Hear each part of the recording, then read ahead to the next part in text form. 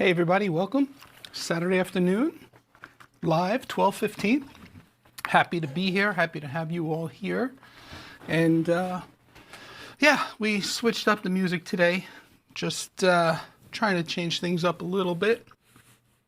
And yeah, I spent yesterday looking through creator music, maybe for about 45 minutes to an hour, trying all different genres and all different styles of music, and you really got to spend some time with it because a lot of it starts off when you first start listening, you go, ooh, this is cool. And then as you listen, it gets kind of like a little cornier with these really weird synthesized sounding instruments and sounds. So took like I said, about 45 minutes to an hour worth of sifting through the creator mix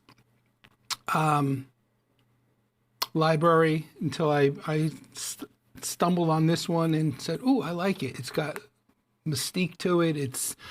You never know what I'm going to cover in my live stream, so it's kind of perfect." So anyway, there you go. If you're not familiar with it, it's a free service. All you have to do is give them credit, to using their music, like I did in the opening pre-roll with the ticker, and it's creatormusic.com. I'll put that in the chat.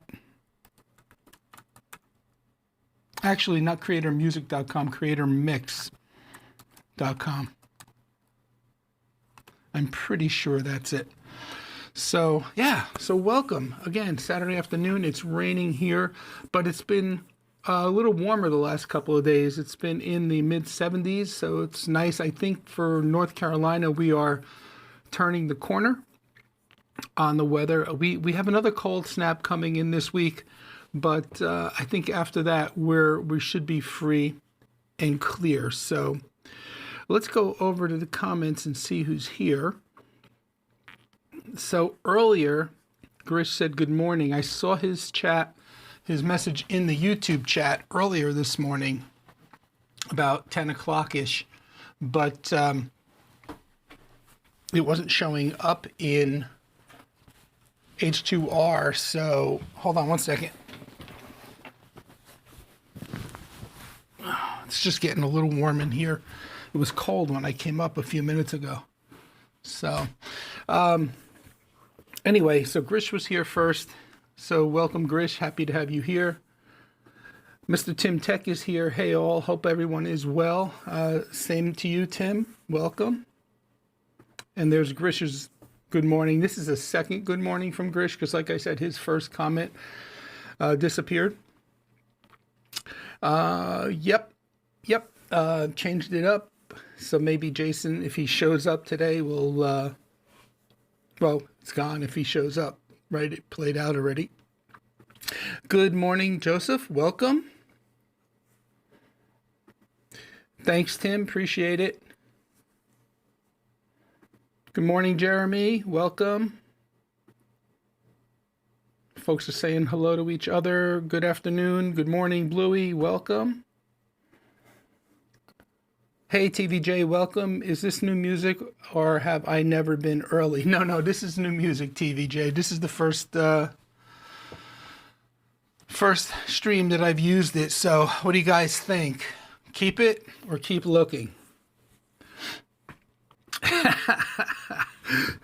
Yep. Chris is saying both. That's awesome. And creator mix. I'm pretty sure it's creator mix. Let me just check that now before I send out the wrong information. Yeah, creatormix.com. You do have to create a free login, but it's free to download the music. So just kind of give you an idea. I'll just bring it over here real quick.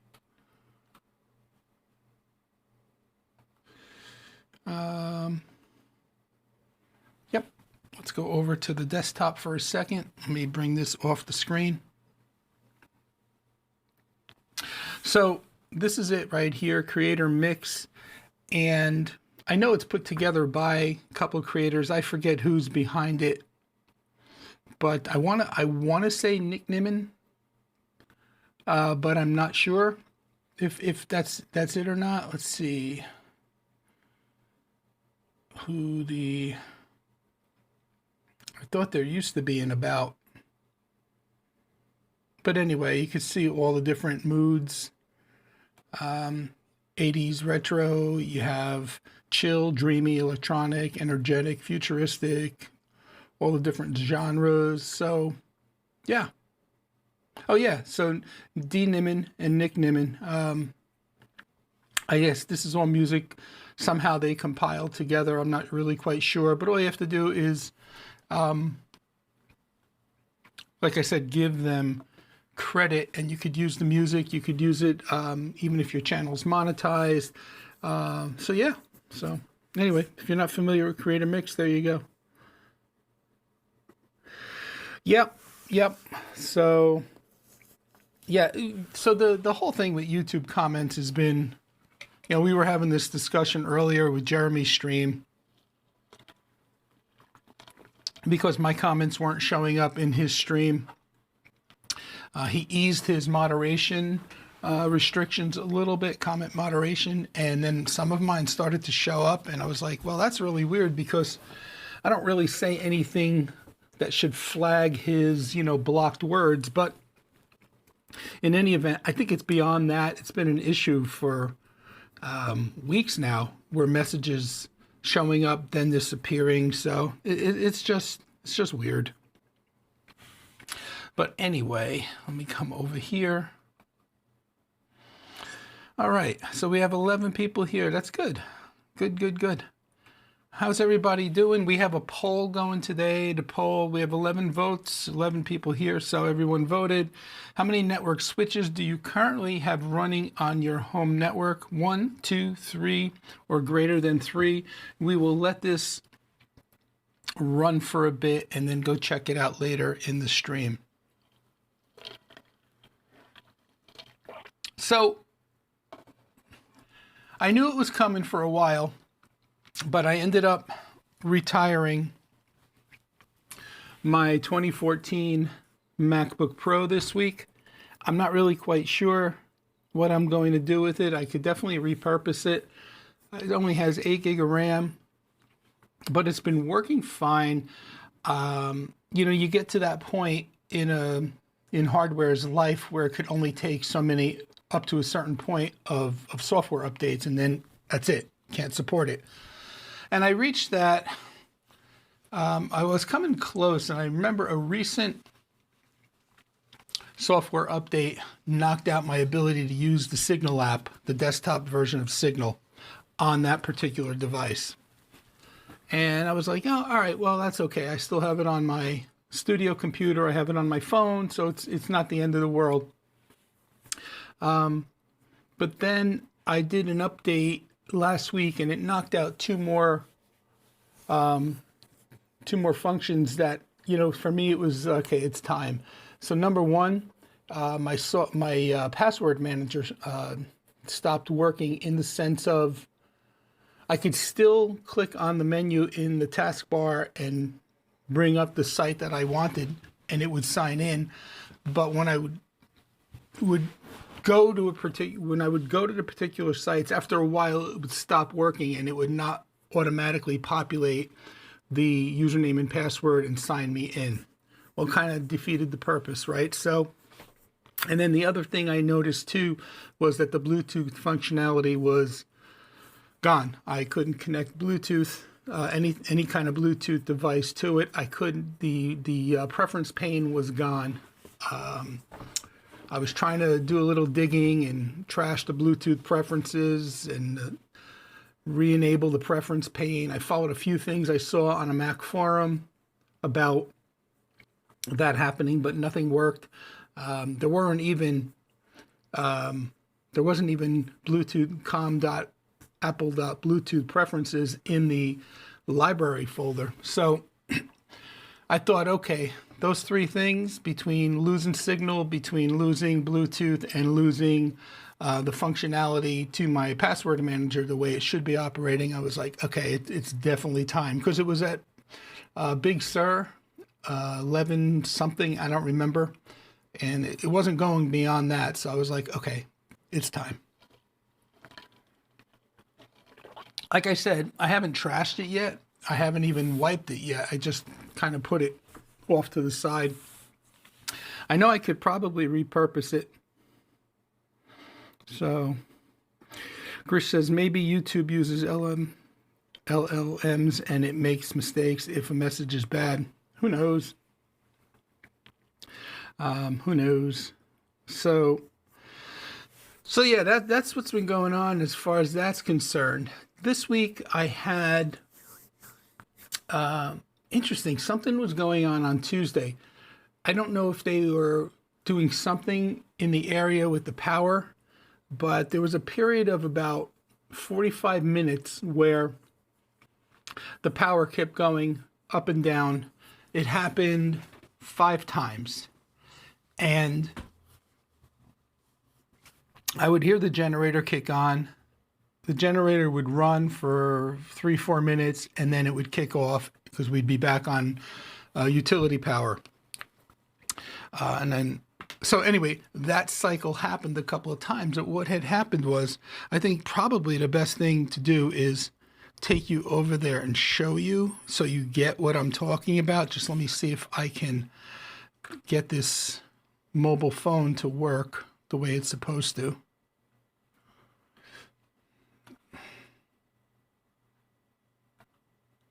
All right, so let's bring this up here. Let's stop this.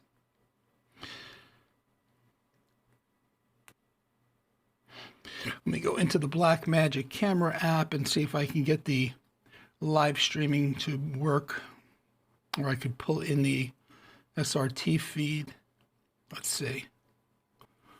And let's go up to here.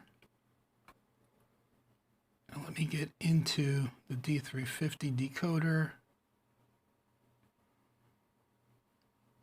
and bring it in. And see, does this connection fail? Of course it does. Let's try it again.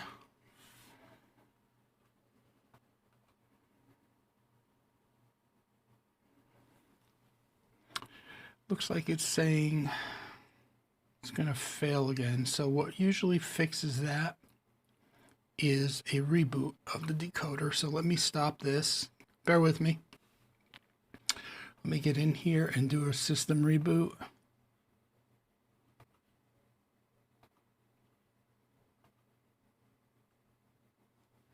All right, let's let that reboot. So anyway, I'll go back to the story. So as it turns out, one of the UPS, the CyberPower UPS that I had in the rack, I think I mentioned to you last week that I had to move the Ugreen NAS out of the rack because we lost power, and every time the rack would come back online and I would start up the Ugreen, it would trip the actual UPS again. So I pulled the Ugreen out, and this week during that up and down, up and down, up and down, they were definitely had to be working out in the field is my thought process. Let me see if this works this time. Let's bring it in there.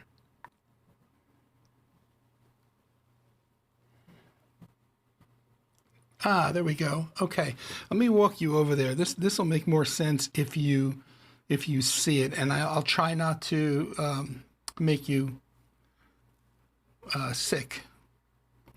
Okay, so that didn't work. So product view, went into the wrong one again. Jesus. All right, let's do it this way. Okay.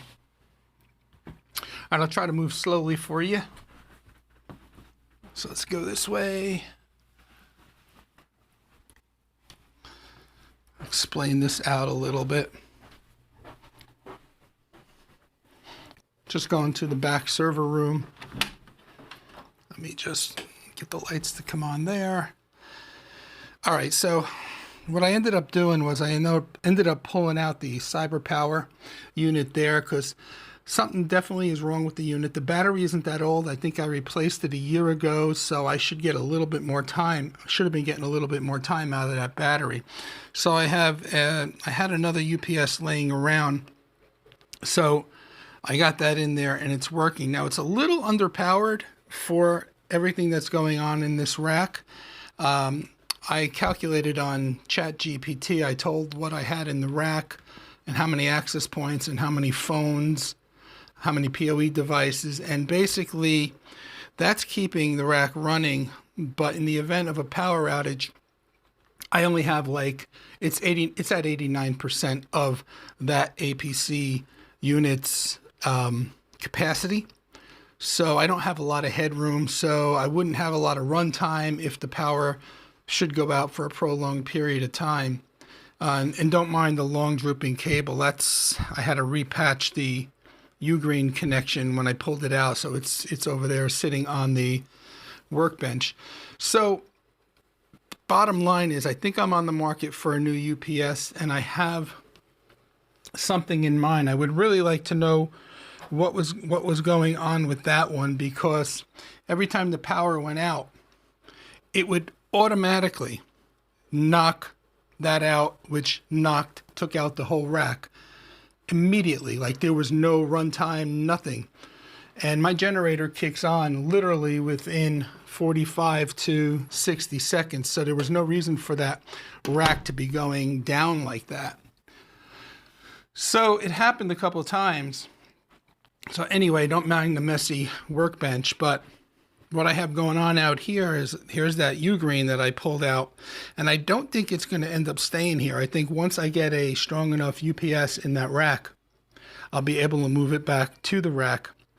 But what I wanted to show you here was, there's my original, or my Proxmox original node, and then behind the edge router, not the edge router, the Grandstream router and the Grandstream switch, I got the TerraMaster NAS. That's my Proxmox backup server, and then on top of that is the GMK NUC that I bought, the K10, and that's my second Proxmox node, and those are all being fed into this second UPS backup system.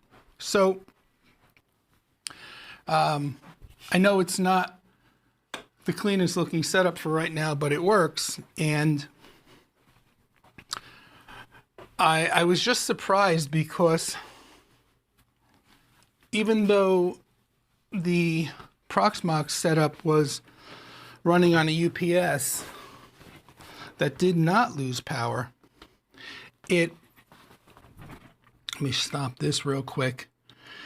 It interrupted it enough times that the cluster kept going offline. And that being said, I ended up finding out that I had high availability failure, in a sense of the 4 nodes that were on high availability were disabled. So hence, it had me scratching my head. And at least I learned a couple of new commands this week, how to re-enable disabled HA resources using the HA manager command. So it was just an interesting chain of events. We've never had the power go down and up, down and up, down and up, down and up that many times in such a short window, an actual 45-minute window. So, and again, I don't understand what was going on with that original CyberPower unit, that it would just take just a little bit of a fluctuation and just shut down and shut the rack down and everything like that, like it wouldn't kick in over the battery. So, and like I said, the battery itself is newer. It's only a year old, so I hope all that made sense. Let me show you what I'm looking at as far as a replacement UPS. Let me just paste this in here. So think it's this one here.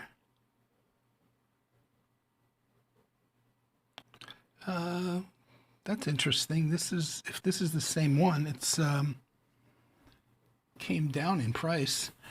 SMT 1500 RM 2UC rack mount UPS battery. It's pure sine wave, this model. Wow. I might have to pull the trigger on this sooner than later, because when I was pricing it 2 days ago, it was, yeah, that's more or less the price right there, between $800 and $850. And it's the same model, SMT 1500 RM2UC 2U rack. So I might have to pull the trigger on this sooner, like I said, sooner than later.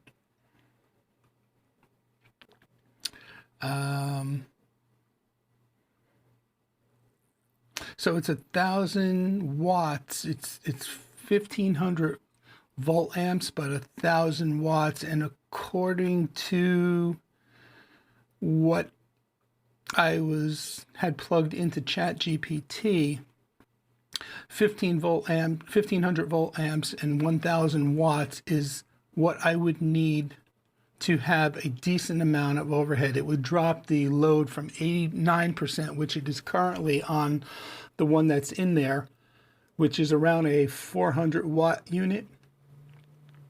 It would drop the load down to between 30 and 35%, which would give me about a lot more overhead and give me about 25 to 30 minutes runtime, which I really don't need, because we have the generator, but if you know, it's nice to have. So yeah, so this is the unit I'm looking at.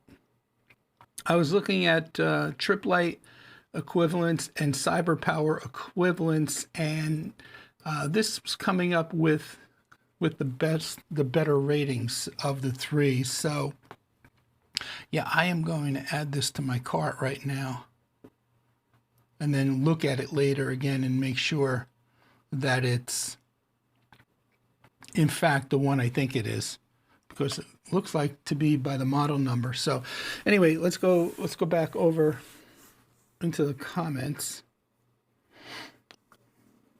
Terrell, welcome. Terrell says, I am here just listening while driving. Well, thank you, Terrell. Appreciate it.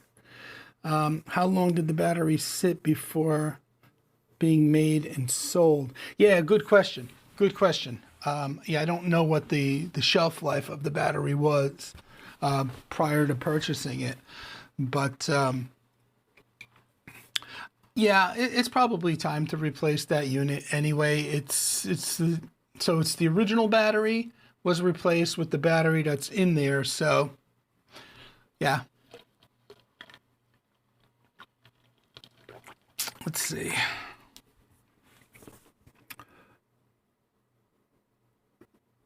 Has to be under a certain millisecond. Yeah, UPSs are so overpriced, but I really don't need, when I look at the investment that I have in that closet and then out on that workbench, looks like a worthwhile investment. Obviously, I'm probably paying double of what I would have paid 2 years ago for the same unit, but these are the times now, right? So what are you going to do? We were just talking about that this morning on how expensive the hard drive prices and the RAM prices are getting. I would love to increase the RAM on both of my Proxmox nodes, but it's just the new one's running DDR5, and it's just way out of touch. Yes, the replacement battery was OEM. And did my first comment get deleted? I'm not sure what your first comment was, Joe, on this topic. Let me look over at the YouTube studio and see if I see it there. Your first comment was good morning. Very first comment was good morning. And then the next comment I see was has to be under a certain millisecond. And then the ones following that, the subsequent comments. So I don't know if there's one missing or not. Let me see.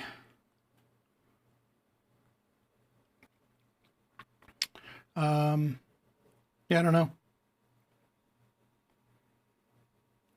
So anyway, well, if it got deleted, what was it in Send It to Me in Signal? I'm not sure what it was. So 20 people here and 8 likes. Folks, do me a favor, hit the like button. With 20 people here, this is a good time to talk about the 30,000K subscriber giveaway. This way we have 21 people here. We can get a lot of people to register. So I'm going to pull up the item. I have it downstairs. It's in a box, but I'll just pull it up here online. I'm going to be giving away in next week's stream. I posted this on my community page back on Monday, and we're going to be using Gleam.io to do the giveaway, but I'm going to do it a little differently this time. I'm doing it a little differently this time around. So as far as the network switches are concerned, I'm going to be giving away the, let's see, I'm finding it. The 70s GWN, let me bring it up on the screen. Full screen. I'm going to be giving away this GWN 7703 24 port. It's an unmanaged switch. But it has, you know, if you just need to extend your network somewhere and you need extra ports at a workbench or something, it's brand new, never been used, still in the box. This one's got 24 gigabit Ethernet ports. It's not PoE. And yeah, so this is what's going up for the giveaway next week. And what I'm doing is we're going to do a Gleam.io giveaway, but we're going to do a live random picker. So with a wheel. So all the names, all the entrance names will be up on a wheel. You'll see me spin the wheel, and then the system will randomly pick a name off the reel. So it's a little different than the way I've done them. I've done them in the past where when I use the default random picker on Gleam.io, when it brings the information to the screen, it releases information about the viewer that I don't want to disclose to the general public, like where they're, you know, their email address, where they're from, etc. So what this is going to do is I have a form that I created on Google Drive. I'm going to share the link to it now for you to register. Like I said, this was on my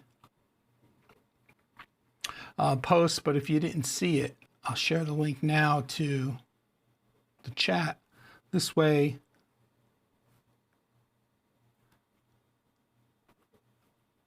let me just grab it real quick. Copy. So this is to register for the giveaway. So it's a form that I created that collects just your name, your email address, and your country of residence. And then the way it works is when I upload the form, it's only going to pull the name into the random picker, so nothing else gets released or displayed on the screen. So I like doing it that way better. The rules are posted on the community page as well.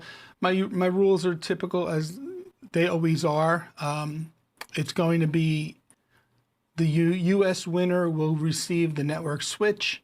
An international winner, welcome to join the giveaway. You'll receive a $50 PayPal winning prize because I'm not going to ship internationally. But let's see.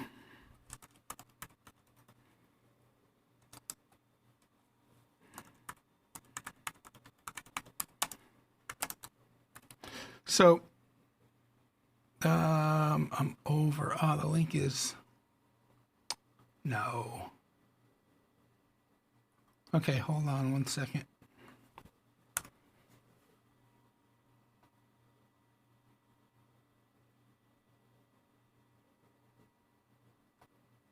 I need to shorten the link. There we go. All right, so use this link.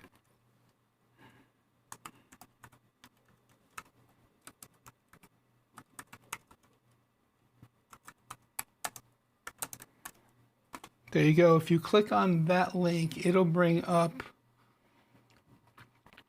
a form for you to register, pop in the information.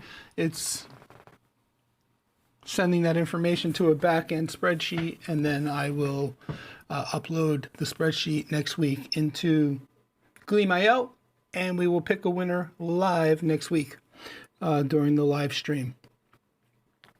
Yep, Joe says it was deleted. I was asking about using EcoFlow for a UPS. I don't know. I haven't given that much thought.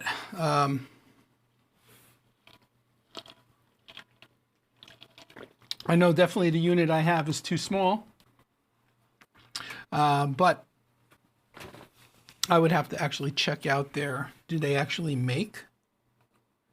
Let me go over to the EcoFlow website. Let's see.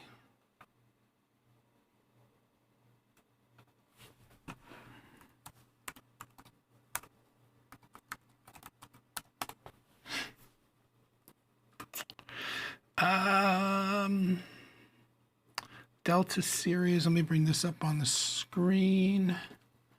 Let me get the comment off the screen. Let's see, products. Do they make UPS? Power stations, outdoor solutions, power banks, solar panels, extra batteries.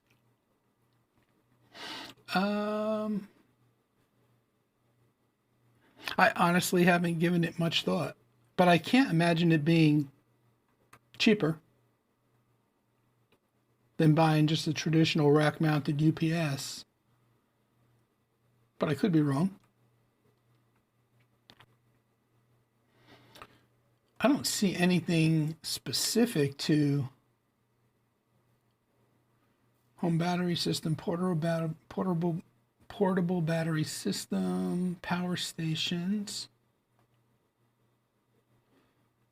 the Delta series, Delta Pro, River series. Solar generators, I don't want that. I have a whole house generator. Outdoor station, I don't want that. Power banks, no. So, I don't know. I got to dig into that a little bit more, I guess.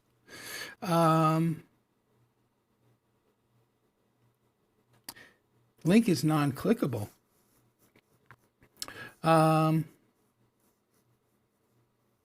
UPS is just how fast it kicks in pure sine, correct? Is the link non-clickable? Let me see.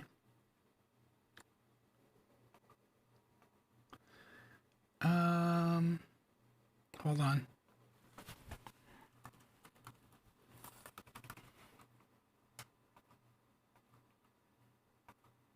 I pasted in.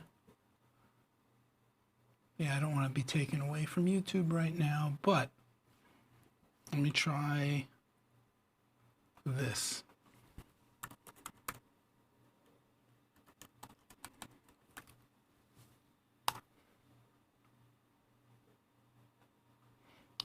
Try this if you want to be able to click on it right from the chat.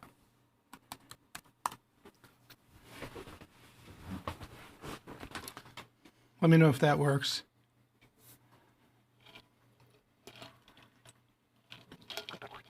Let me see, I'm looking at it. You're right, the first one doesn't show up as a link on the phone, but I'm looking at the phone now, and the second one I did with the, yep. Go to site. Yep, it takes you there. Yep. Just follow the second link. Okay. All right. So I'm glad we got that situated.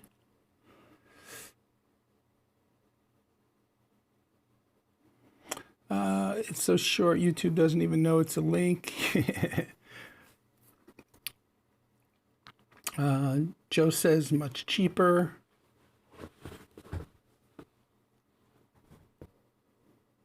And Terrell says that worked. Okay, good.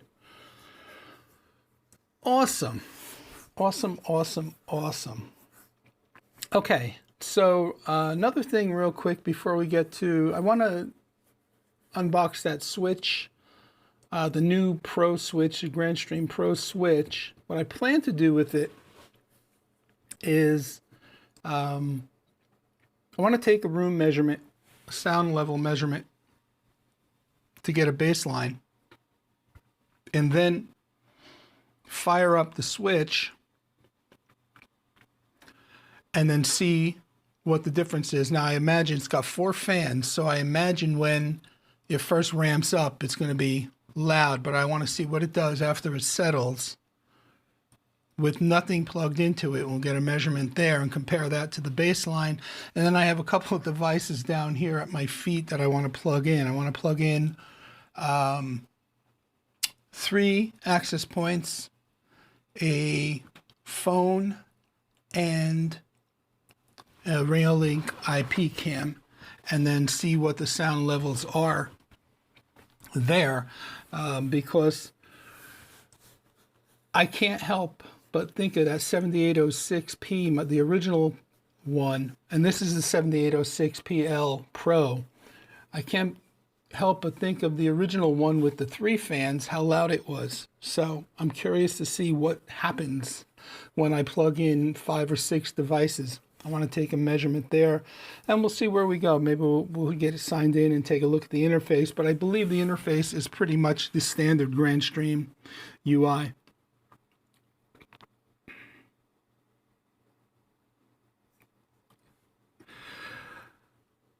Monkey Video 1029, first of all, welcome. Thanks for being here. And I don't know the answer to that question. I just don't know. But that's a good question. In this day and age, why is everything so damn expensive than what it used to be?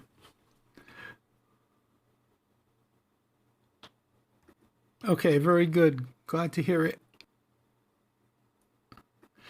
And Joe, I don't have any comment moderation on as far as like on the back end of the studio, blocked words or anything like that. So shouldn't be. We were talking about this morning during Jeremy's stream. It's just an ongoing thing with YouTube. In fact, I think TVJ mentioned it in a Signal chat about it being a problem that a lot of creators have been reporting to YouTube. So who knows? It seems to have gotten worse after the outage last week, but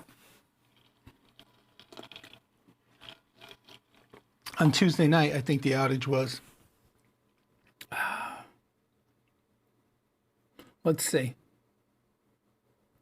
Terrell is responding, monkey form, it's a form factor and firmware on it. Could be. I mean, it's a lot more convenient to have it tucked away in a rack than under a desk by your feet, that's for sure. Joe says, I'll have to text you later about it. Okay, very cool. I appreciate that. Yep, I'm sure he will. Jeremy's interested in that information as well. All my comments deleted. I swear I'm not doing it, Joe. And I don't have you blocked as a user, obviously. So I don't know. It's just crazy. This morning, I was watching Jeremy's member-only stream, and I dropped 4 comments, and I was like, finally text him. I actually signaled Terry and said, Terry, could you let him know I'm here? Because, like, obviously he's not seeing any of my comments.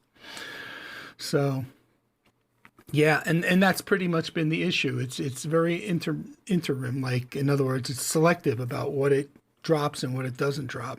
It's crazy. So, all right, let me clear this. I'm going to actually move the laptop out of the way. Oh crap! I just moved there. Let's see if I can. Let me see what the product view looks like. Oh, product view is not working. That's right. Hold on one second. I got to go back into the decoder. I hate that thing. I wish I had a reason to buy a better one, but I don't for the few times that I just walk around with a camera here in the studio. But give me 1 second. I got to repair this. All right. Yeah, I know, network error.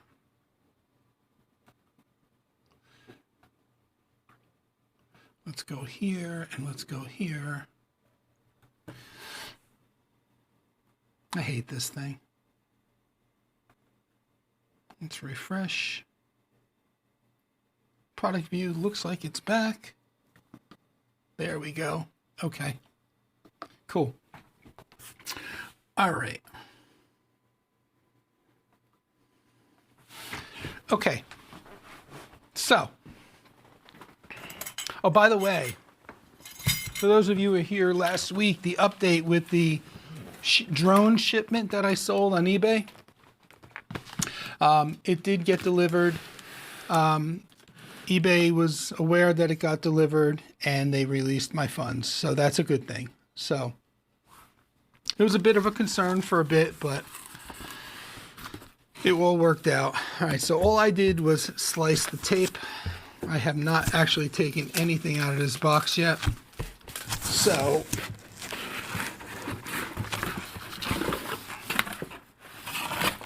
all right, so let's do this. My top-down camera's out right now.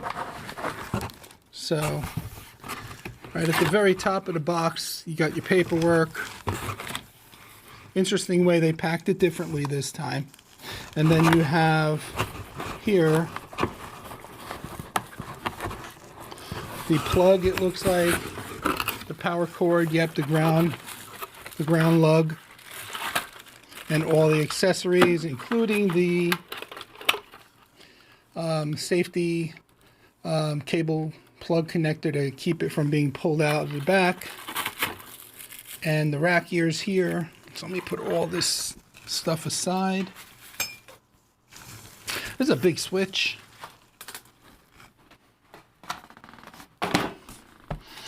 All right, so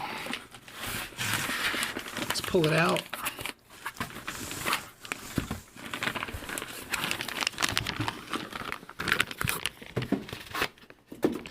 So I can get the box out of the way.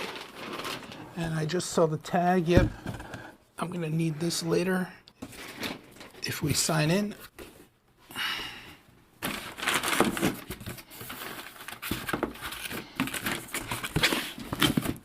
Okay, let's get rid of you. Okay, this is heavy. So there it is. Let me give you a better look at it with the product view. All right, so it's got the 48 port. These are all gigabit Ethernet ports. This particular switch, because it's the PL Pro, it's only 802.3 AF and AT. The 7806PH, which stands for high power Pro, has the 802.3 BT power. So I am kind of disappointed in it in one respect, that if it's a Pro switch, all of the RJ45 ports are gigabit Ethernet. There are no 2.5 gig ports. It does have, on the other side here, 6 SFP plus ports. So you do have 6 10 gig ports, and then the console port. And then there is a QR code for easy setup. So now I just want to get a weight on it. You guys are going to laugh when you see this. An analog postage scale. But it works. So let's do this. Let's put it there so it's facing you. And let's get a weight on this guy. So it looks like it's just, if I'm reading that correctly, it's just a little over 13 pounds. Let's see. Actually, take that back. It's just a little over 11 pounds. So it's a pretty beefy device. Let's get rid of the scale for a second.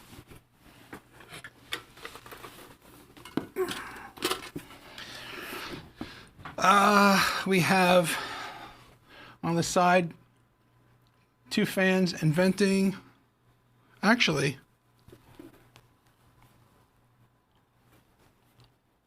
I'm not going to open it up because it's voiding the warranty, but it says it has 4 fans in the specs, but I'm only seeing 2 because on the other side it's just got, looks like intake, and then you got your screws for rack mounting. On the back of the unit, it's got a built-in power supply, so not an external brick, which is nice, and then it's got the redundant port here, the RPS port. So interesting though, and I'm holding it upside down. Interesting though that it definitely says in the spec sheet, if I pull it up, 4 fans. Let's go to here. And let's just pull up the specs. So let's go full screen. We'll go to networking, network switches. We will go to layer 2 plus and go to the new switches here and go to the data sheet. Let me make that larger. So, and I'm not really quite sure what 2 plus plus stands for, but if we look down, so here's the GWN 7806PL Pro, which is this switch. If we look down at the number of fans, did I pass it? Yeah, it's right here. Fans, 4. I'm only seeing 2, unless I'm missing something, unless they have them somehow stacked inside, but I'm not sure. I've never seen a design like that. But what I want to do next is get a baseline reading, sound reading. So I'm going to pull up an app I have on my phone, Decibel X. And I don't know if you can see this, but let's do this.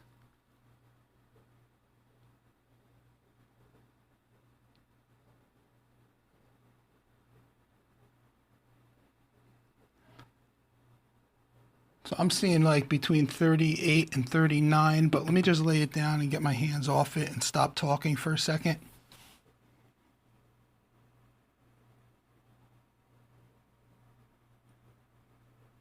All right, so it's hovering between 36 and 37. So that's our base. And what I want to do is I have a plug right here. Hopefully it'll reach.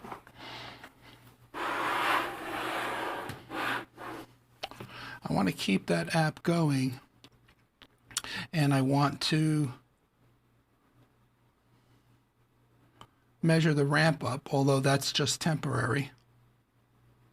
And then we'll start plugging in devices. So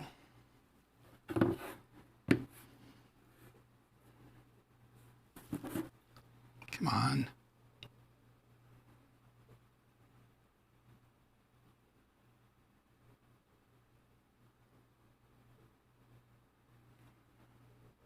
There we go.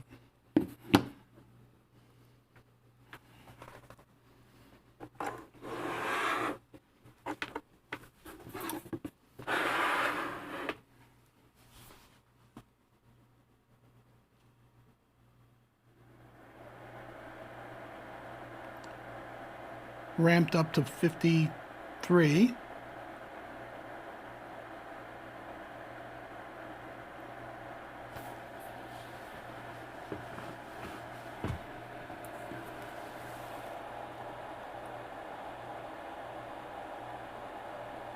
Which I expected.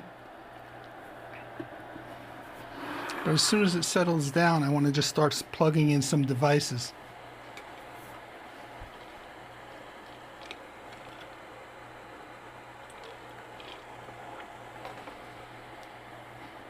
In the meantime, let's go to the comments. I'm just going to read them off of YouTube Studio. I really can't see where we left off. Actually, let me see if I can do this.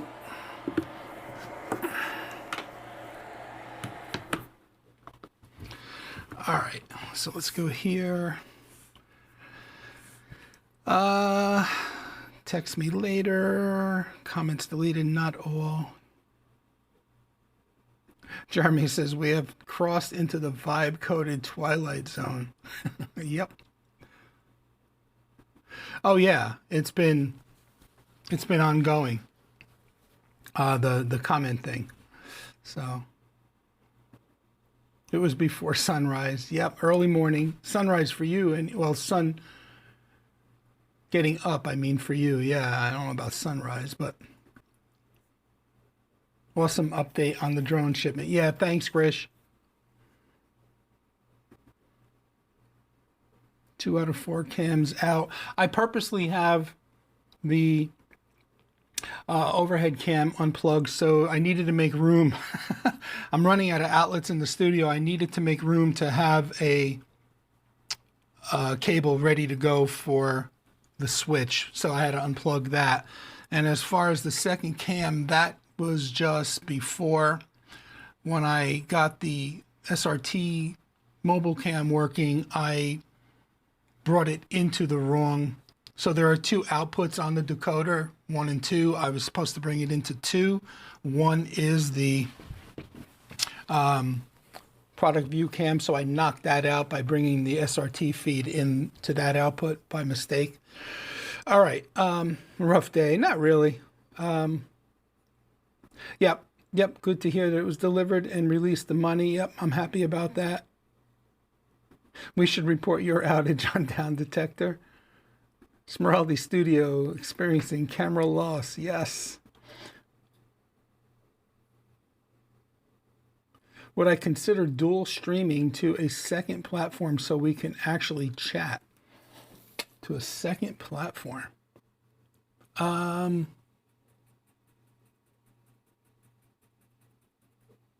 me think about how I can do that.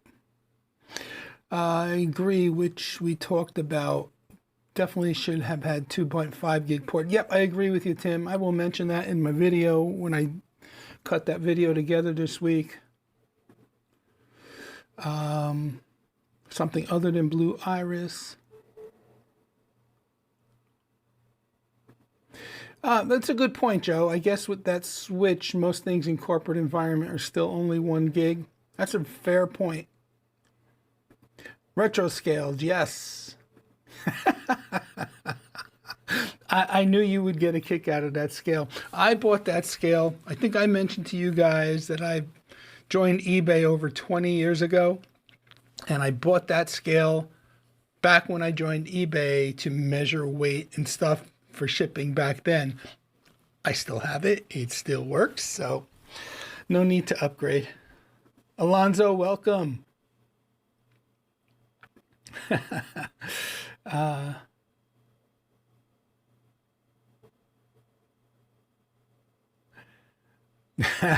I think I'll not put that comment on the screen. but the folks in the chat can see it about your Italian combo sub.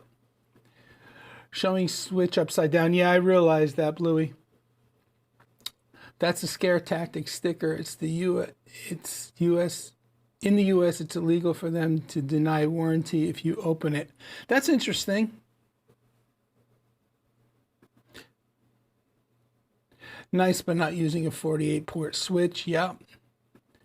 My 7702 Pro had two as well. All right, so I'm going to put the comments aside for a second.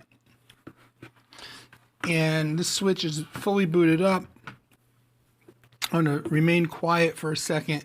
So remember, the baseline, the floor level in the room was around 36, 37.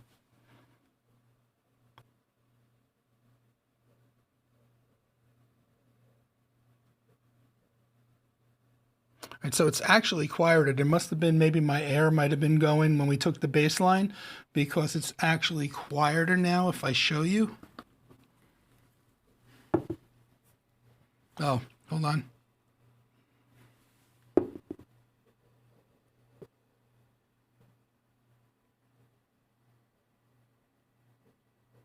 So it's like 34, 35, 36. So it's just slightly quieter. So now I want to start plugging in devices. So we'll start with a Unify UAP AC light.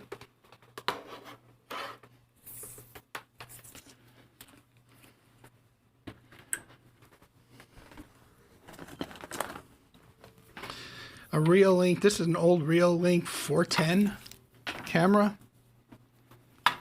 Actually, I don't think that UAP AC light's going to boot up.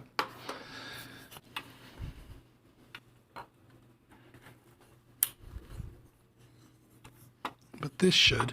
Yeah, I don't think the camera's going to, the access point's going to boot, because I think it's one of the original ones that was just 24 volt passive. So let me grab a different one. Should use that for target practice. Okay, this is the Grandstream GWN 7672. This should have no problem booting up.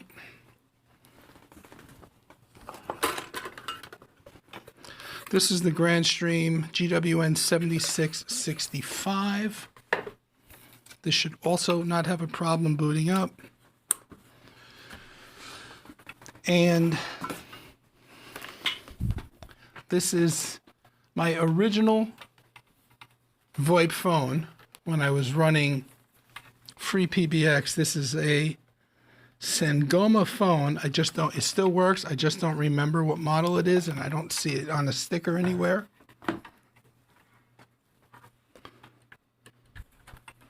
So we got that. We got 4 devices plugged in right now, powering up. Let me see, we got the camera, 2 access points, the phone. Let me see if I could find one more device.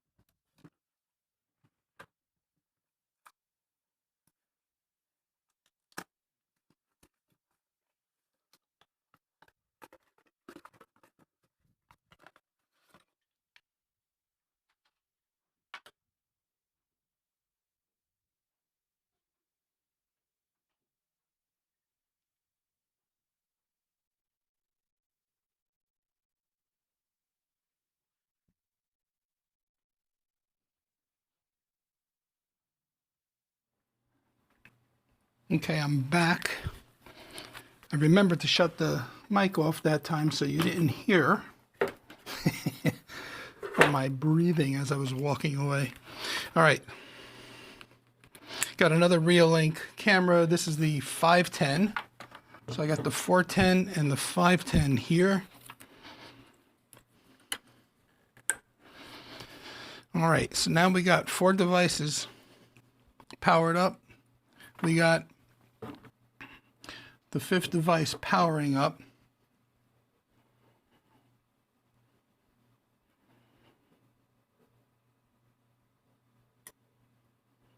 And it appears, okay, we got all 5 devices powered up now.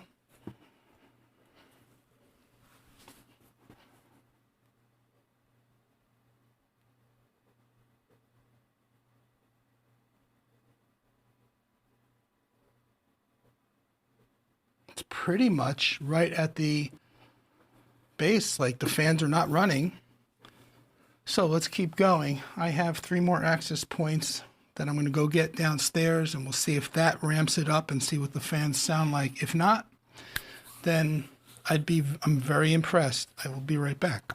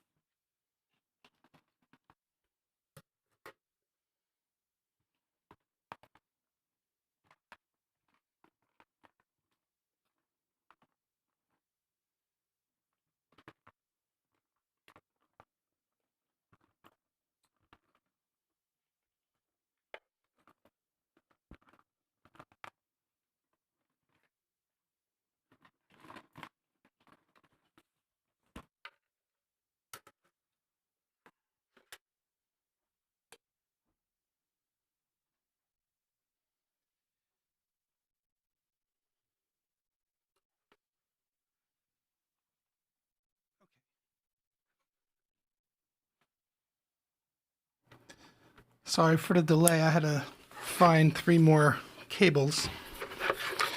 All right, so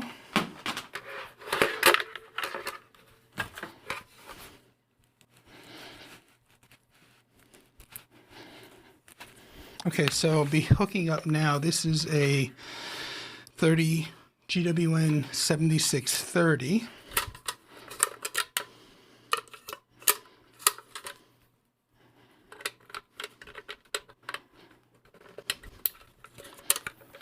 As I fry my brain. Okay, 1, 2, 3, 4, 5, 6 devices. This is another GWN 7630.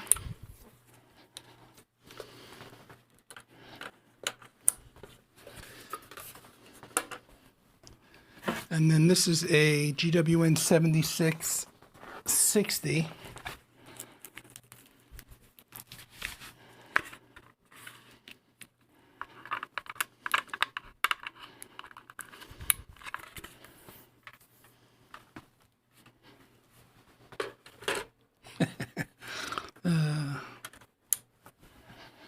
Give that a chance to boot up. Okay.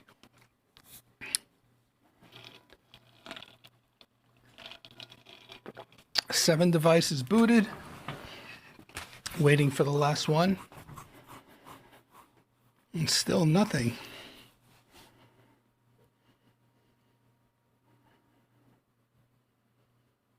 Okay, we have all 7 booted.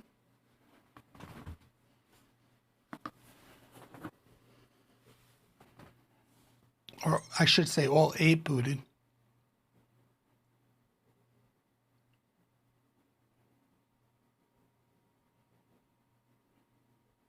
And the fans have not kicked on,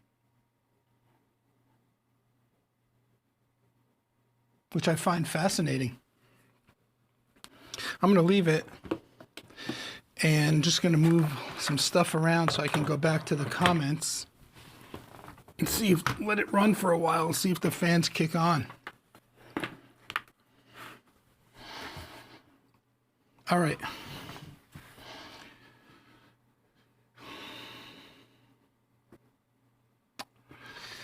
Tim saying the 7702P Pro had 2 fans as well.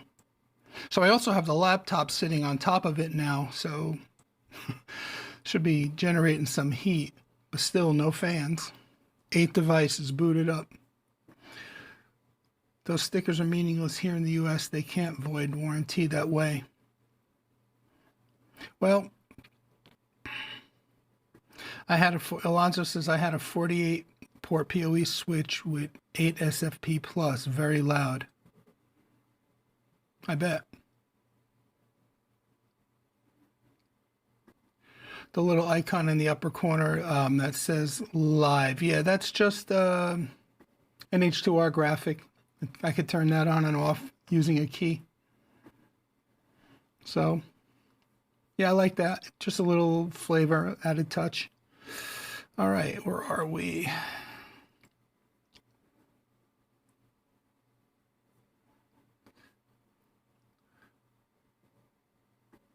An 8 a.m. stream is after sunrise. Yes, it is, technically.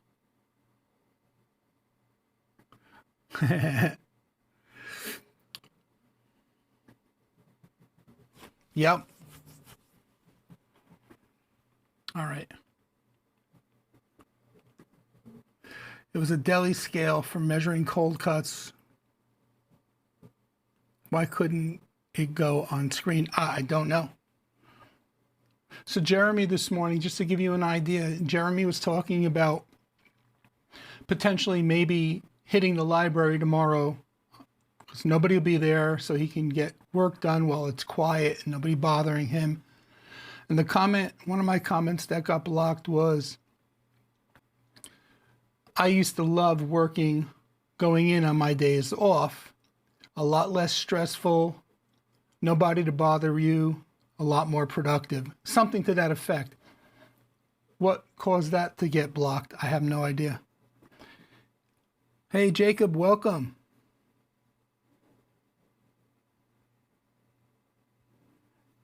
Did Grandstream ever get back to me as to why the fans couldn't be changed out? No, actually. And that was a while ago, and I honestly don't remember. I remember asking, submitting something, asking them to, try to quiet down the fans if possible in a firmware update, but never got back to me with the reason as to why. I mean, I'm shocked that this thing is running 8 PoE devices and the fans aren't kicking on. Everybody's saying hello to Jacob. I need to ask Ray and QNAP if I could replace the fans in their units, not to replace the fan noise. I will probably void the warranty. Most likely. You probably will void the warranty, but I try cooking an egg on those APs. I'm cooking my brain is what I'm cooking. Bluey says, funny you should mention, as I had a GCC 6021, which was noisy. Oh, this is Tim, not Bluey, Tim, Mr. Tim Tech. And he's saying to Bluey, funny you should mention, as I had a GCC 6021, which was noisy. Anyway, had tickets with them about changing fans to say Noctuas, and they would not help at all, basically, so I had to return it. And he wonders why the power is flickering. Local TV station just went offline in North Carolina. It's right down the block. I wouldn't be surprised because of Smeraldi interference.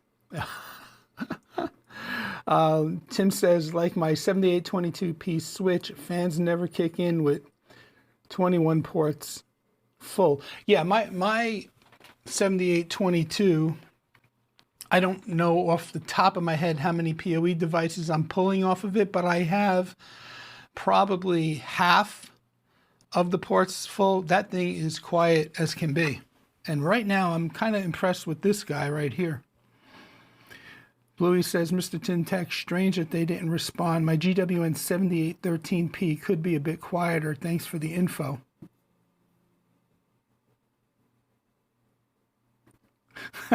You know, I'm actually starting to get a headache. I'm just kidding.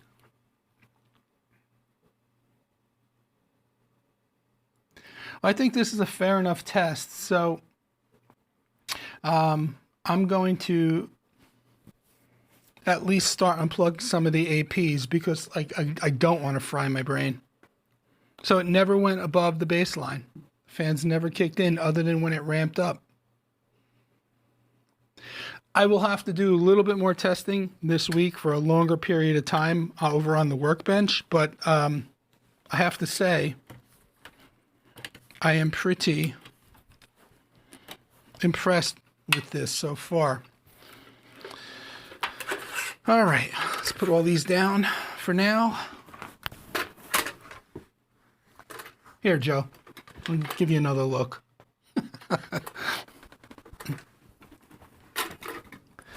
All right, this one's still plugged in, but we'll leave that plugged in so we could uplink it. Let's take this out of the way. So, get this out of the way. As far as what's been going on eBay, 5 of the 8 items sold. A lot of them I'm starting to get notifications of delivery. So that's a good thing. And I got 3 items that didn't sell, and that's okay. The 2 GWN 7630s that I have here, I have them up for 40 bucks a piece. Nobody wants them. And then the GWN 7660, the smaller Wi-Fi 6 access point, I have up for 50 bucks. And again, no interest in that. But if that's the worst case scenario, that 3 access points didn't sell, I'm kind of happy because I made enough money to buy that UPS without having to lay out of my own pocket.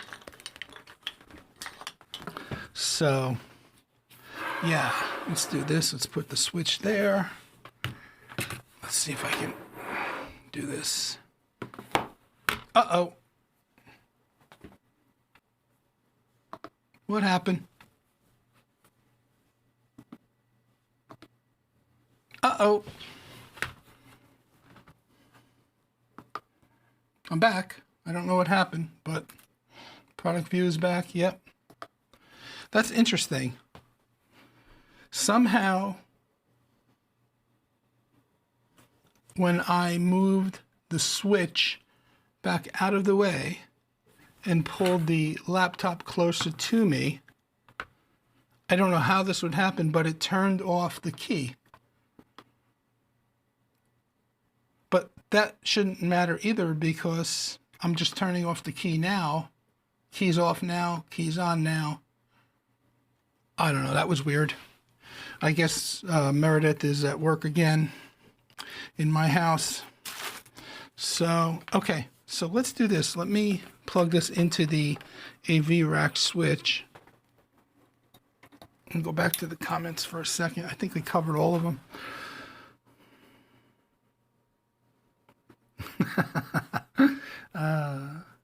That's great.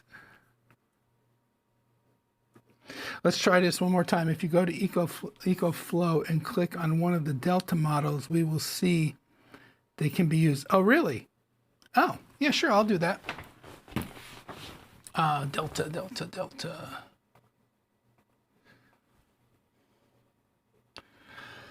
Is that what you're doing? Are you using an EcoFlow as a UPS?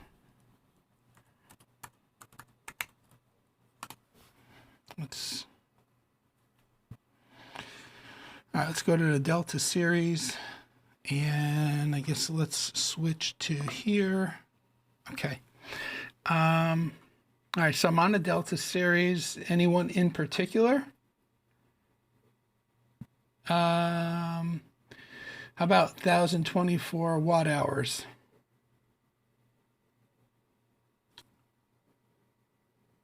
I'm off again.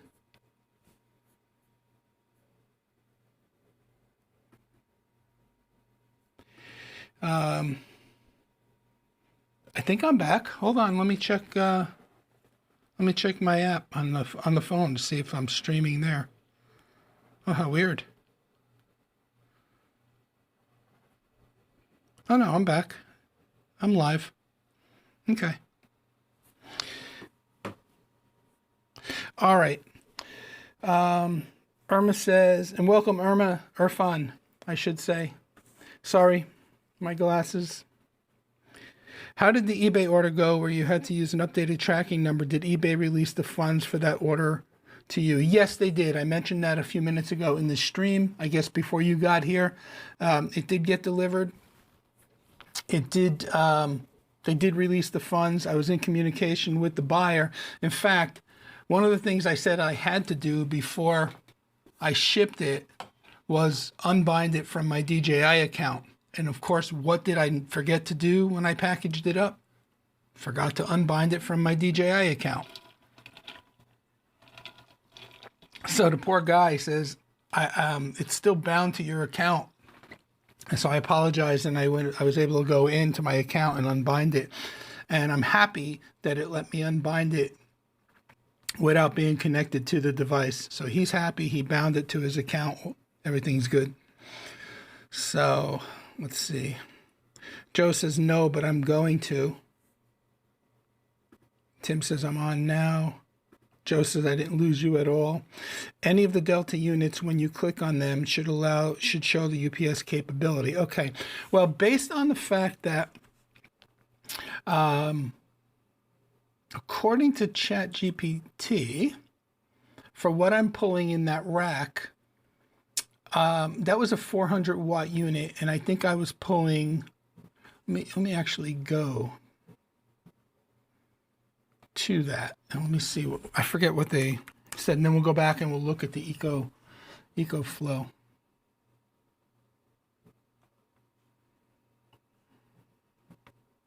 UPS overload assessment, and then let me see what I started with.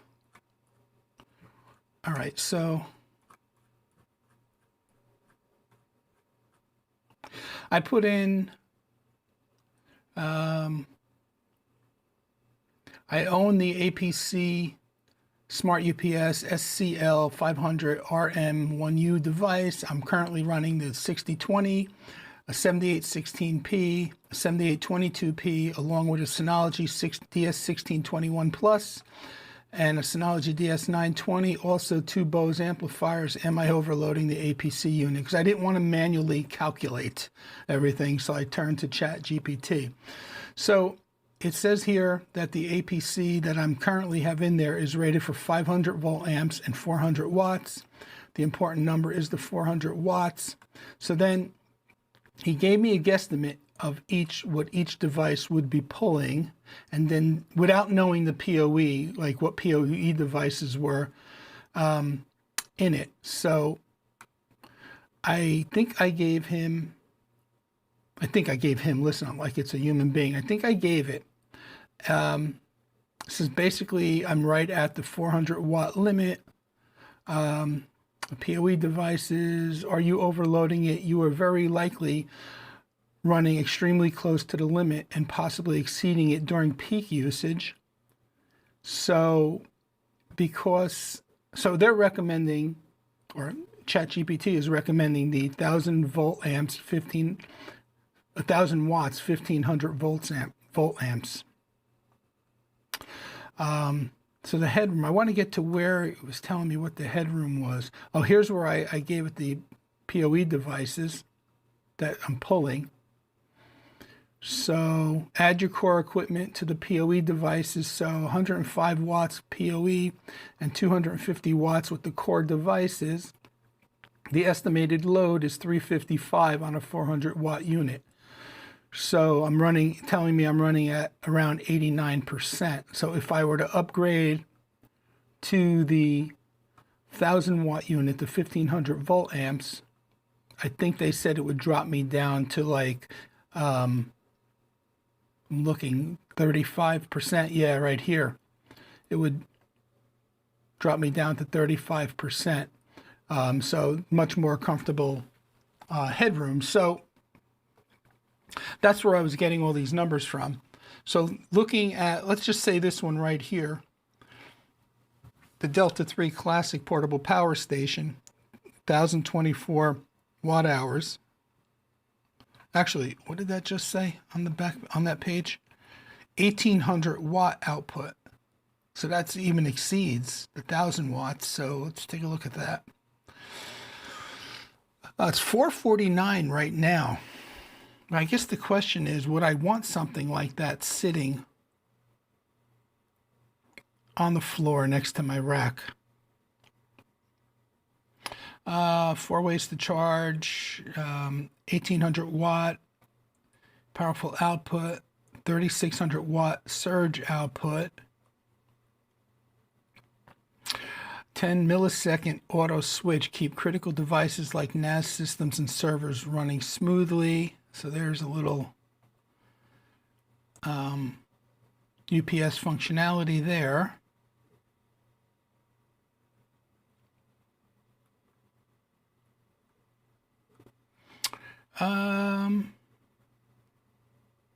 Let's see. So I guess my question is, if you were using something like this in the capacity of being a UPS rather than personal power, like where you could take it with you to supply power in, let's say, an area where there was no power, if you're using it in the capacity of a UPS, you would leave it plugged in at all times, is my guess, just like a regular UPS. I'm just looking. Actually, that unit's not all that big if that's relative on the countertop relative to the girl. I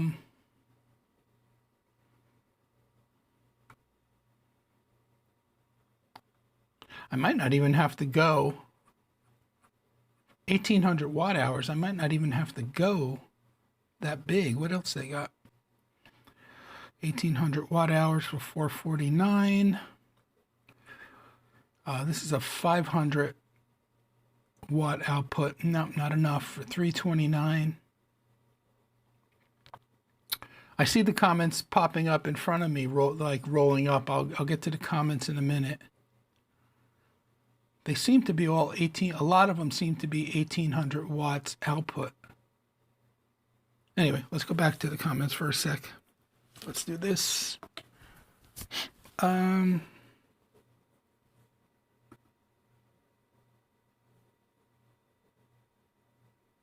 No, actually, the rack isn't a showpiece. My rack is a mess. And really, in that environment, in that closet, the way things are, the piece on the floor would be perfectly fine, to be honest. It's just me. It's just up here, I'm saying, there's a rack, it needs a rack UPS. But if I can think out of the box a little bit and save a few bucks, why not, right? Correct, you would leave it plugged in all the time. The reason why I'm interested in this route is because of the much more advanced battery technology and thousands of charge cycles. My question to you, though, is this. Though, if you leave it plugged in all the time and you don't give the battery a chance to drain and do a charge cycle, because it's not very often we lose power. So I would say 98% of the time that device will be plugged in. Isn't that not good for the battery? So when it does come a time where you do need it, will the battery be like, not up to its full capacity in order to supply the runtime that you need?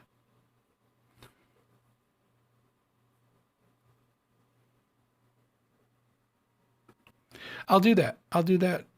Here live with everybody. Are the batteries replaceable in the EcoFlow? That's a really good question, Bluey. That is an excellent question. I don't know. Joe, I don't know. Maybe you know, but I'm going to see if I see something. Let's see. Let's go back to the one I was looking at. Ready.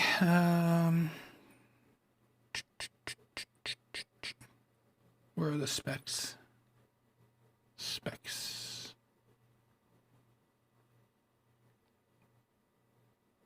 Built to last. From battery chemistry, yada, yada, yada. Looks like it's pretty quiet, too. Compact portable, works everywhere. Yeah, it's not really that big. I do have the EcoFlow app on my phone. And I'm not seeing anything here about replacing the battery. Let's see. Let's make this bigger. Charging comes, feed EcoFlow generators, 500 watt alternator. Resist, 25% reduction in single cell internal resistance.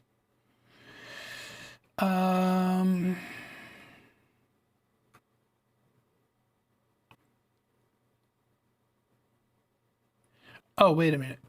So I thought this one said it was 1800 watt output, but this says maximum. Oh, input. Never mind. Duh. Temperature, storing temperature, Wi-Fi, 5-year warranty, includes 3-year standard warranty and 2-year extended warranty available upon the EcoFlow forum. Questions. See if it says anything here, if anybody asks. Is there an extra battery option for the EcoFlow Delta 3? Answer this question 3 months ago. Doesn't look like the question was answered. Huh. Yeah, I don't know. That's a great question. And I guess my other concern too is, but then it's really no different than a UPS with a battery in it, is leaving this plugged in 24/7. Is it safe? So, okay, let's go back. That's a great question, Bluey.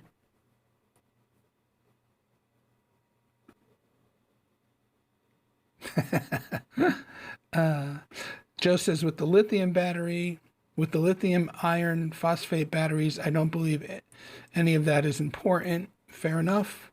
I don't know if they are replaceable. Yeah, I didn't see anything on the website. I do know that what's nice is if you did have a need and you wanted to be able to take and use that portable battery, or else it gives you that it gives you the versatility to take it and use it if you needed it. Gotcha. Unky Joe's Playhouse. Welcome, Unky Joe. He says you won't ever need to replace those batteries. They will outlast you if they are Life P04. Interesting.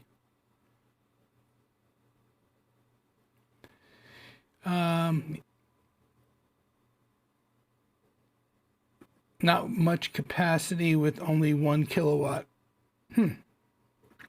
Anyway, yeah, that's something I probably should look into. I'm assuming. Let's see. Let me just go back here.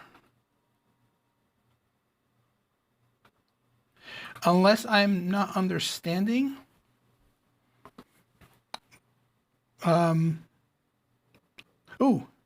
let's ask the chat. Yeah, I'll read and agree to the terms. Let's ask the chat if the batteries are replaceable. Hello. And then why aren't I typing? Hello. Are the batteries in the Delta series replaceable? Oops. Question mark. And while we're waiting for an answer, oh yeah, the co-pilot's typing. We have 26 votes on the actual survey or poll. How many network switches do you currently have running in your home network? Currently, 23% say 1, 35% say 2, 8% say 3, and greater than 3, 35%. Let's leave that poll running just a little longer. Let's see what the co-pilot says. Based on the knowledge base, here's the information about the battery replacement for the Delta series. Delta 2 series, the batteries are not user replaceable. They use LFP, lithium iron phosphate, life batteries with a cycle of over 3,000 cycles while retaining more than 80% capacity. Interesting. And that's what Unky Joe meant, LFP. Okay, I get it now. I'm not learning the battery term. I'm learning the battery terminology here today. The batteries on the Delta 3 series are also not user replaceable. They feature LFP batteries with different cycles depending on the model. So there you go. So the answer to the question is they're not replaceable. Neither is the Pro series, according to what it says here. So I am going to screenshot this right here real quick so that I can go back to that chat later. For all Delta models, battery replacement would require professional service through EcoFlow's official support channels. Okay. So it's not that they can't be replaced, it's just I can't replace it, which is good to know. Cool. So we got the answer to that question. Awesome. All right.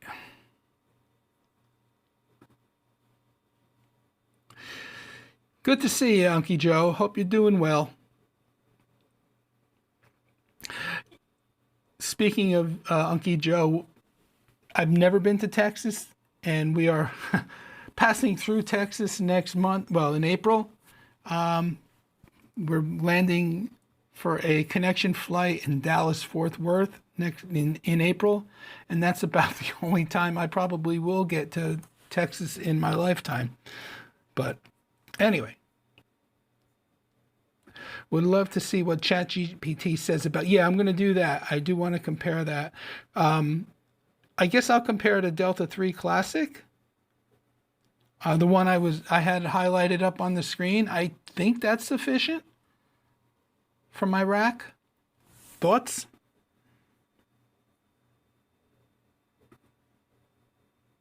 Okay.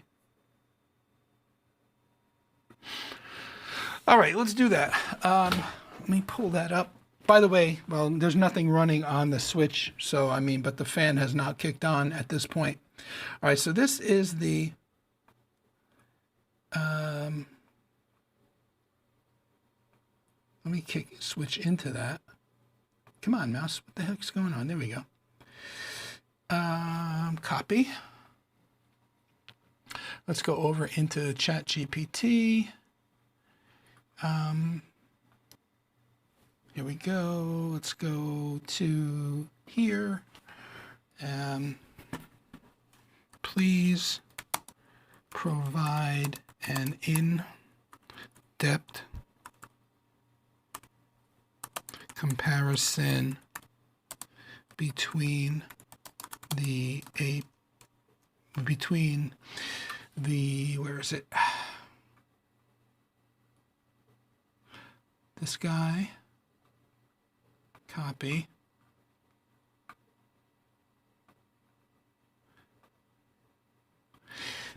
And the following EcoFlow system. I got to go back and copy it because once I copied the other one, I lost it. All right, let's do that. Let's go back to here.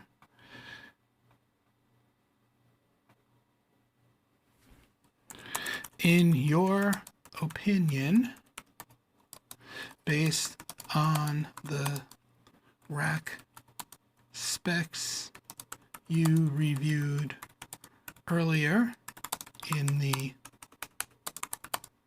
chat, is the Delta 3 Classic a better option? I fully understand that it is not a rack mount unit, but I'm okay with that, with this. Let's see what, all right. It's gaining its data on the Delta unit.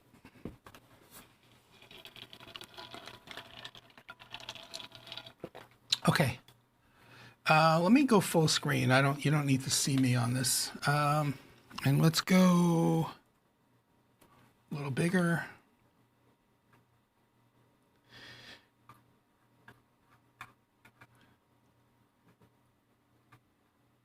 Okay, here we go.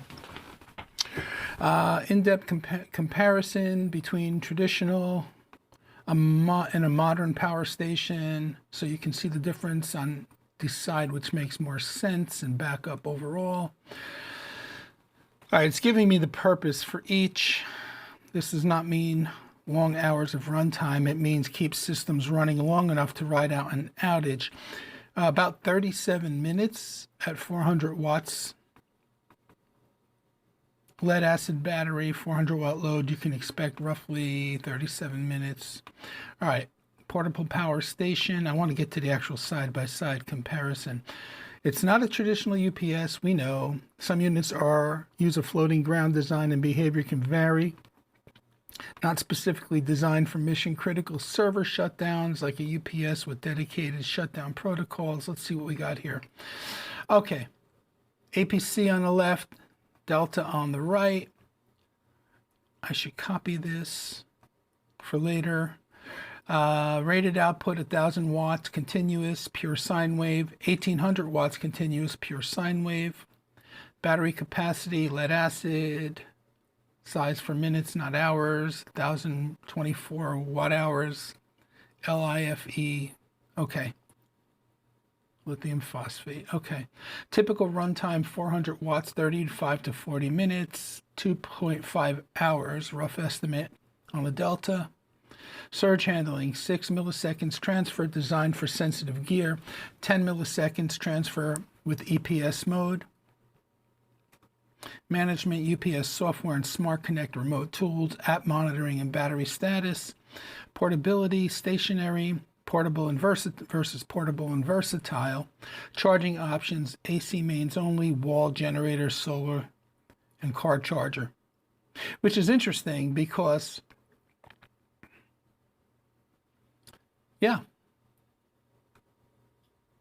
because we have the whole house generator, it'll still get power to charge under wall power because the house is still powered with the whole house generator. So I guess, yeah, because it takes a second. I was going to say, will it ever really kick off and transfer over? What this means in practice, the APC, so it has the strengths, best priority if zero downtime, EcoFlow Delta strengths, it's giving the different strengths, can act as a makeshift UPS for your rack, 10 millisecond transfer, but not with the same integration and shutdown protocols as an APC UPS. Limitations to consider. APC, Smart Up, UPS, short runtime by design, gives you enough time to just shut down. Lead acid battery needs eventual replacement every 4 to 6 years, not portable. EcoFlow, not a dedicated UPS, still transfer is still fast, but not as seamless for sensitive gear. Floating ground design may require careful grounding for server rooms. No direct support for remote automated graceful shutdown. Large standalone unit. Okay, my opinion, which is better for your rack? Let's see. If your goal is maximum uptime and graceful shutdown, no data loss, buy the APC Smart UPS. If your goal is extended runtime and versatility and long power up, EcoFlow Delta 3 Classic is an excellent complementary solution. You could use the EcoFlow as your primary long runtime backup and also plug your gear into a UPS or EPS function series. Recommended summary, Hope this is not boring, but you guys asked for this. Final thought. The EcoFlow Delta 3 Classic is an impressive portable power station with a much larger battery and higher power output than typical UPS at a similar price point, and it can handle server racks using its 10 millisecond EPS feature. But for your Synology NAS routers, PoE switches, and PBX, the APC Smart UPS 1500 remains the more reliable choice because it's engineered to protect exactly that kind of equipment with the necessary UPS features, monitoring and shutdown automation integral to maintaining uptime and data integrity. Okay, so there you have it. A side-by-side comparison. Definitely something to think about. Definitely gives you, it's food for thought and gives you something to consider. All right, let's go back to these comments.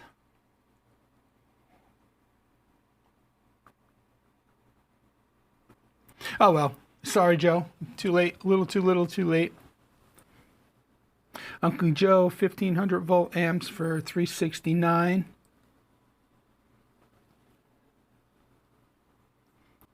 Or just go solar power data. Yeah, I don't think so, but thank you very much. Alonzo says currently using APC 1500 for the rack and a Libre PSA5 for the ISP ONT. And you're happy with that 1500, Alonzo?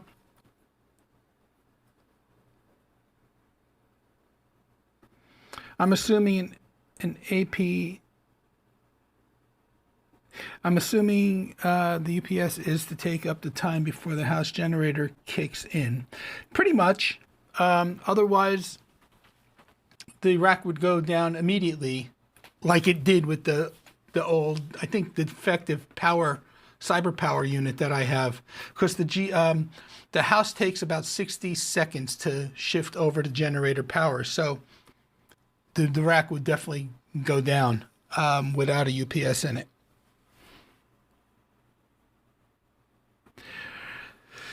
Oh, Joe says, keep in mind that EcoFlow has very good details on Amazon, so the price you're seeing is probably not the price you'll pay. Depending on which Amazon buyer, you may pay more.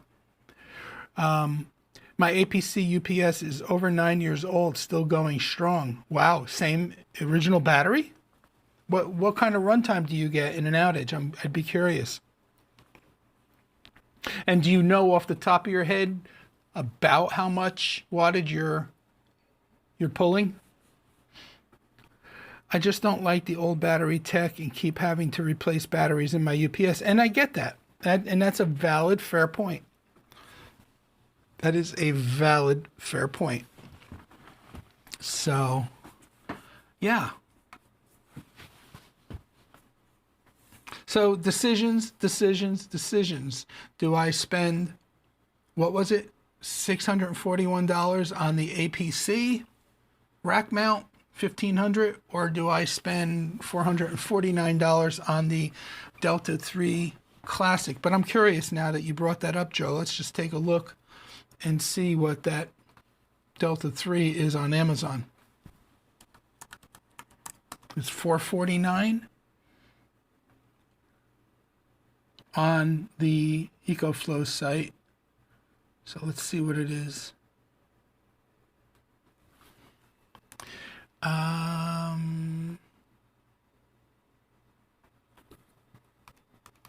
Come on.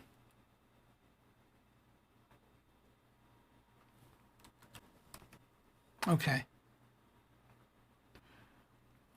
Let's go here. Let's go back here. So it's the Delta 3, Delta series, Delta 3 series Classic. Let's see what we get.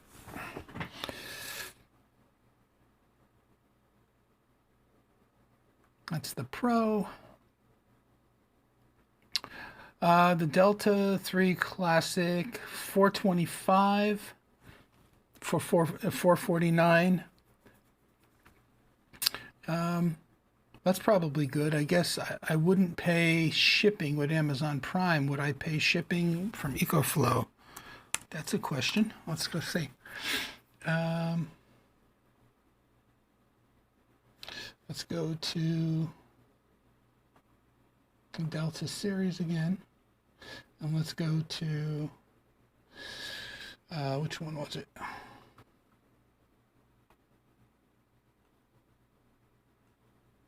Which one did I see? Delta 3? Is that it? No, that one, not that one.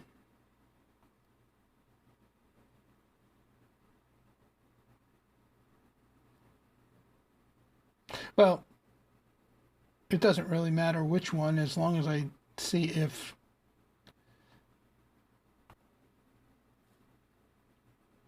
let's see. Come on. Why isn't my mouse scrolling? Come on. EcoFlow Delta 3. Is it this one? Yeah, well, close, something similar to it. EcoFlow Portable Power Station. I wonder if you were to add it to cart.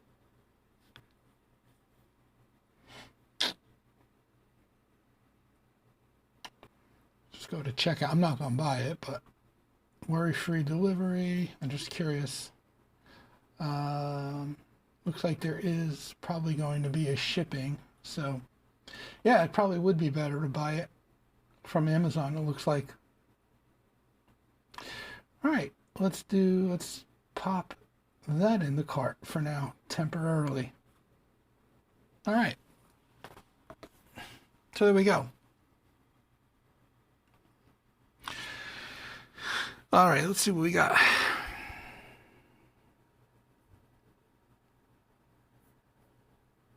%. No, I got what you were saying. I try to do the same, Grish. Like I said, that battery that is in that defunct unit that I took out of the rack is only a year, maybe tops a year and a half old. And what I like to do is on the inside of the door, the removable battery door panel that comes off, I usually put a little label in there with the date that it was replaced. On a schedule, I notice if they age over 3 years old, they start to get very hot and inflate.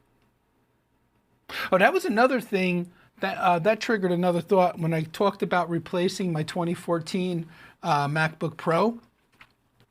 I would feel it as it was on my lap, sitting in my recliner, working on my lap. I would feel the battery pop, pop, pop, and expanding. So I was like, yeah, it's really time. Jeremy says, to me, not having the monitoring and ability to use something like NUT to control the UPS is enough to make me lean towards a traditional UPS. Fair. I don't like everything going to mobile apps for management. Grish says, at work we had a runaway UPS fire in the data center. Came to the office in the morning with everything down. Firefighters were about to hose the entire data center room, but a building coworker stopped. Wow. Stopped them and turned off all the power. They pulled all the UPSs outside. Wow. That would have been a disaster. Imagine hosing down all that gear. Definitely don't make your decision based on me. I just think if it was going to spend $650 on a UPS, I would evaluate. No, fair enough, Joe. I mean, 100%. 100%. You know me, I'm always open to options and then weighing them out. So I appreciate the input.